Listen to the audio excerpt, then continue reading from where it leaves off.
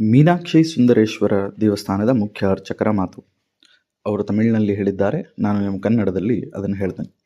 ಮೀನಾಕ್ಷಿ ಸುಂದರೇಶ್ವರ ದೇವಸ್ಥಾನ ಬಹಳ ಪುರಾತನವಾದಂತಹ ದೇವಸ್ಥಾನ.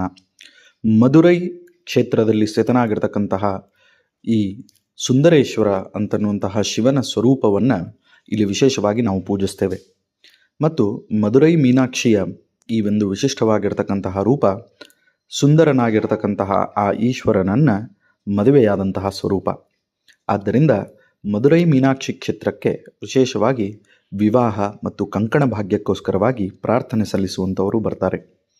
ಕ್ಷೇತ್ರದ ಐತಿಹ್ಯ ಇದ್ದಂತೆ ಸುಂದರೇಶ್ವರ ಮೀನಾಕ್ಷಿ, ಮೀನಾಕ್ಷಿ ಸುಂದರೇಶ್ವರ ಅಂತ ಈ ರೀತಿಯಾಗಿ ಎರಡೂ ವಿಧವಾಗಿ ಆ ತಾಯಿಯನ್ನು ಕರೀತಾರೆ.